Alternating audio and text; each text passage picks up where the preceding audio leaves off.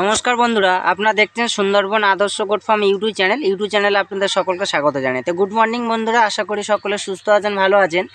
তো আজকের আমি ছোটো মোল্লাখালীতে এক দাদার বাড়িতে আমি এসেছি ছাগলে গোট পক্স ভ্যাকসিনেশন করানোর জন্য।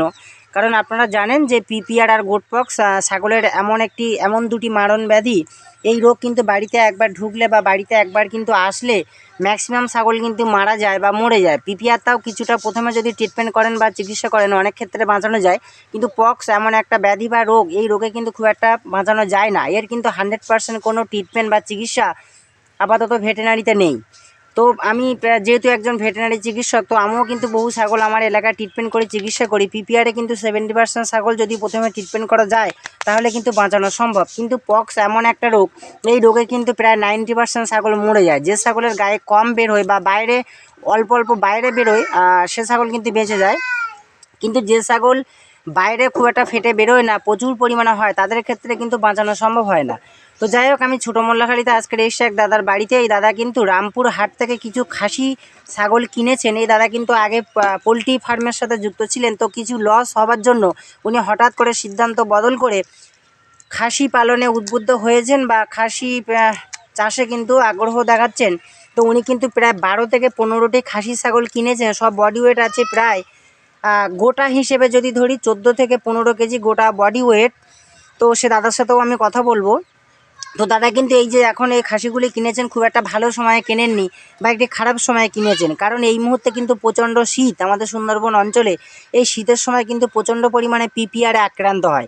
যেহেতু হাটের ছাগল, নানান জায়গা থেকে নানান বাড়ি থেকে কিন্তু ছাগল হাটে এসেছিলো, তো পিপিআর কিন্তু হতে পারে। কারণ একটা ছাগলের শরীরে যদি জীবাণু থাকে, সেই ছাগল থেকে কিন্তু এই নানান জায়গার ছাগল এক জায়গায় এসছে, এদের কিন্তু একটা থেকে আরেকটা ছাগলে ছড়াতে পারে বা আক্রান্ত হতে পারে। আর পিপিআর খুবই খারাপ রোগ। আপনারা জানেন যে ফুসফুস কমজোরি করে দেয়, লিভার কমজোরি করে দেয়, দিয়ে কিন্তু ছাগল শুকনো হয়ে যায়, রোগা হয়ে যায়, রোগ প্রতিরোধ ক্ষমতা কিন্তু কমে যায়।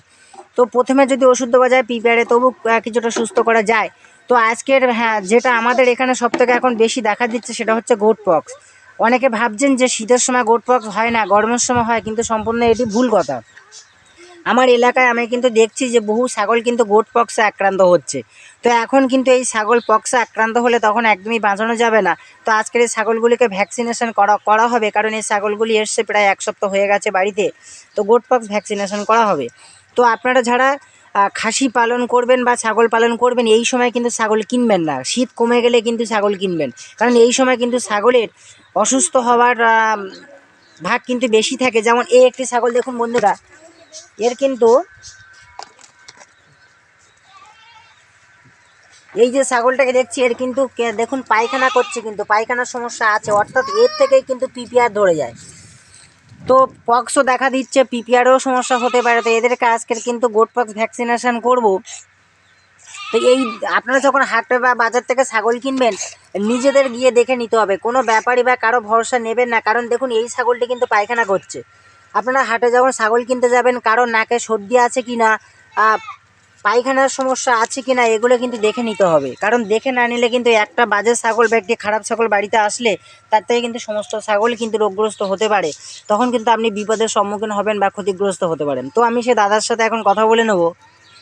দাদার নামটা একটু বলবেন। বিশ্বজিৎ মণ্ডল, গ্রাম পোস্ট ছোটো মোল্লাখালী। এর আগে আপনি কি পোলট্রি ফার্মের সাথে যুক্ত ছিলেন? তো লস খেয়েছিলেন? তারপর লস খেয়েছিল, হঠাৎ ছাগল পালনে উদ্বুদ্ধ হলেন প্রফিটের জন্য। তো দেখতে পাচ্ছি সমস্ত ছাগল হচ্ছে খাসি ছাগল। তো আপনি খাসির উপরে কাজ করতে চাইছেন, খাসির উপরে। তো এই যে সময়ে যে ছাগলগুলি কিনেছেন, এখন হয়তো আপনি জানতেন না যে এখন কিন্তু ছাগল কেনার উপযুক্ত সময় নয়। এই শীতের সময় পক্স এবং পিপিআর হতে পারে। এবার যেহেতু নানান জায়গা থেকে হাটের ছাগল কিনেছেন, অসুস্থ হওয়ার ভাব কিন্তু বেশি হতো, এটা আপনি জানতেন না? জানতেন না। তো ঠিক আছে, দাদার সাথে কথা বললাম। তো আর বেশি ভিডিওটি আর দীর্ঘায়িত করব না। এখন আমি সমস্ত ছাগলকে ভ্যাকসিনেশন করব, গোট পক্স ভ্যাকসিনেশন করব।